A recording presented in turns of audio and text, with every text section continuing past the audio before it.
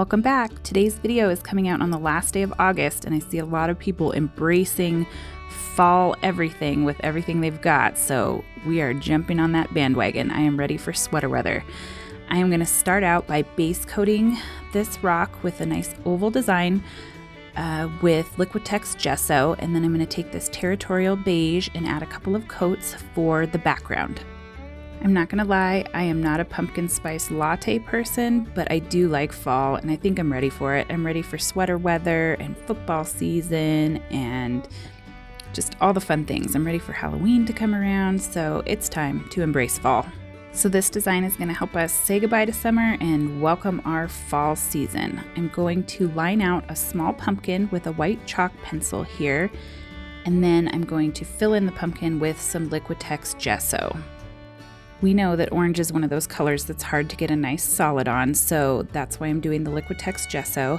So I'm going to fill in the pumpkin, make sure that's got a nice base coat, and then I'm going to add some little swirly circles kind of going up and down from the pumpkin.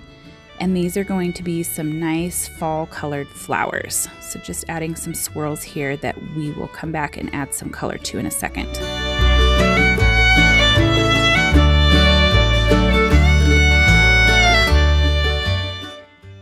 Now I'm going to take this outrageous orange and go ahead and fill in that pumpkin. It will take a couple of coats. This is a multi-surface paint, so it can be a little bit tricky in showing brush strokes. So I want to make sure it's nice and solid and doesn't have too many of the brush strokes. And then I'm going to use these three colors for the fall colored flowers that are kind of cascading up and down from the pumpkin. So just using a brush and kind of swirling the color on. Nothing too fancy, nothing too perfect. Remember, embrace the imperfection.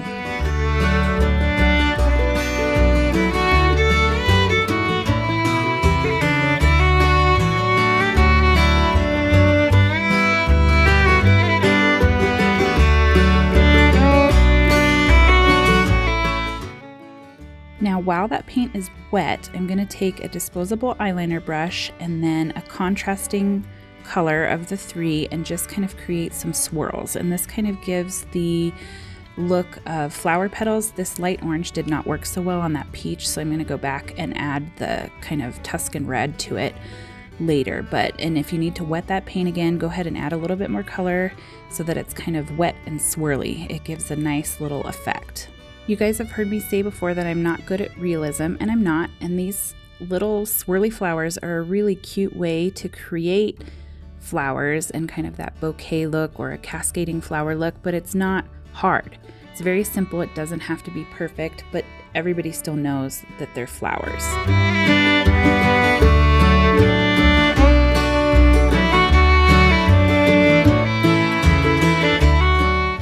Now I'm going to take this green Tule Art acrylic paint pen and add the stem of the pumpkin and then some just little curly cues kind of coming out of the flowers.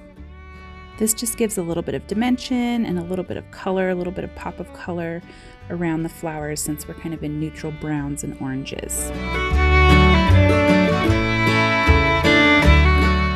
Now I'm going to take that Sakura Fine Line paint pen that I have that's so good for fine line detail and just add a little black swirl inside of each of the flowers. This just gives it a little bit more definition to the petals. And then I'm going to use that same pen to outline the pumpkin and then give some lines to the middle of the pumpkin and also the stem.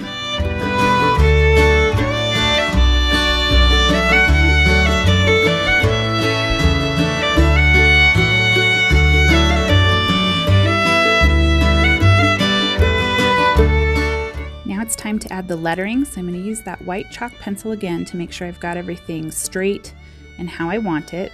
So I'm going to do a script hello and then a block letter fall on the bottom.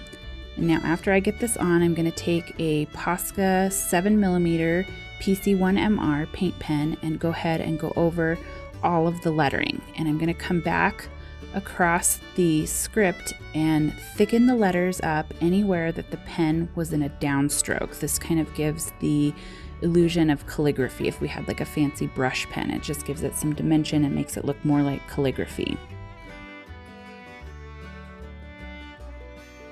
And then for a little character in the word fall, I'm just going to add some stripes down that block side of the letters. This rock is definitely not escaping without some glitter, so some extreme hologram glitter paint is going to go in the flowers as part of the swirl, just to give it a little sparkle and a little bit of dimension. And then for the outline of the oval background, I'm going to add this champagne glitter paint with a dotting tool. It's very gentle and light. It's kind of goldish, but not overpowering. I really like this one a lot. So I'm just going to add this in and give our rock a little sparkle. And as usual, that resin just makes the glitter pop. I can't wait to paint more rocks with you as we head into yet another season. Don't forget to check out some other videos, subscribe if you haven't already, and as always, thanks for being here. See you next time.